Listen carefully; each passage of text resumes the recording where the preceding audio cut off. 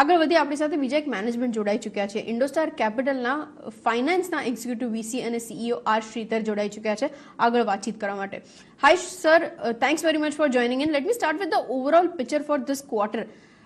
I mean, it's kind of a bit stressed when we look around for the cost of borrowing, the way it is going up. In terms of AUMs also, it has been a constant decline since past 3 to 6 quarters.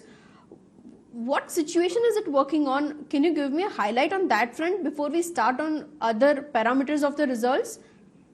See, Indostar is transitioning from corporate lending business to retail. So we are growing the retail business, but exiting the corporate lending business. That's why you will find that the AUM remains flat. But when it comes to the cost of funds, the cost of funds is continuously declining. So we are around 9.5% now, and an average cost of funds. The incremental cost of funds is still lower, between 8 to 9%, and the liquidity pipeline is quite strong with capital adequacy at 35%.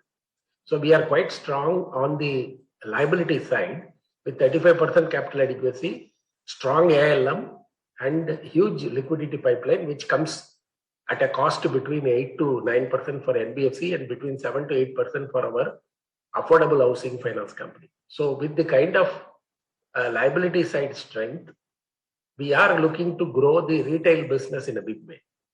So we are present in the commercial vehicle finance business, particularly in the used commercial vehicles. So in the used commercial vehicles, SME as well as affordable housing finance is the three retail businesses we are focusing.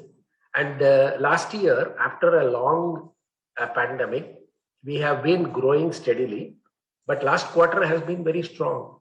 And we have crossed for the first time a disbursement of 1,000 crores. We have actually done 1,100 crores with the yields at around 17% for used commercial vehicles and 14% for affordable housing finance. So the profitability is quite high. So we are focusing on growth, quality, and profitability. The collections have been quite strong. Continuously, it is going up. The net collections are more than 90%, and gross collections are more than 100%.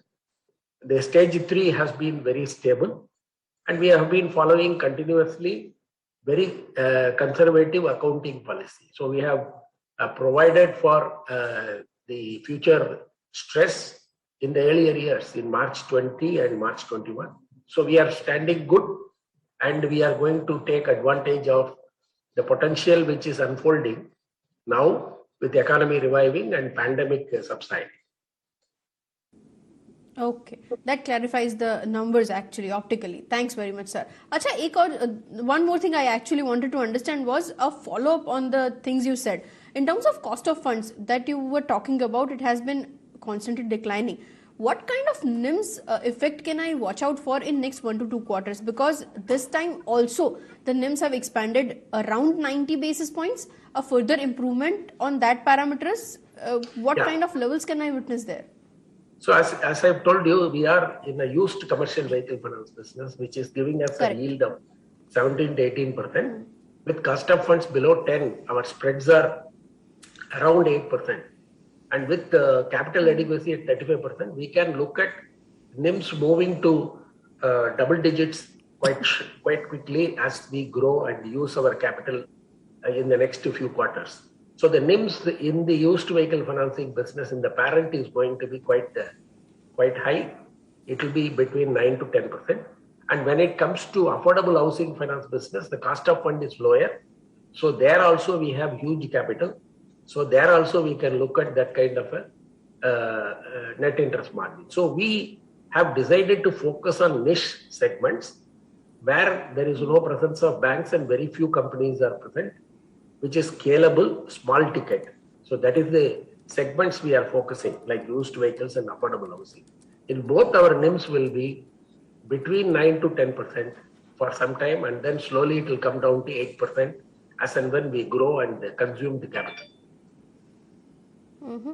Okay, agreed, sir. In terms of asset quality, because you did talk about the kind of stress you have already accounted for, what kind of improvement can I witness in terms of asset quality? Your gross NPAs have already kind of a bit increased, just a bit. I agree on that parameters, but from improvement parameters, when can I expect that coming in through in your books? See, when it comes to asset quality in the affordable housing finance, we have an impeccable asset quality. Right from the beginning, there was no problem. But when it comes to commercial vehicles, you know that the country witnessed sluggish GDP, CV down cycle, as well as moratorium, your restructuring due to pandemic. So the industry went through a lot of challenges, and during that period, naturally, the credit cost went up. But we followed very conservative accounting policy and provided in the last 2 financial years, we have taken management overlay to protect our balance sheet. So I do feel that our stage 3 assets will continue to be in that level.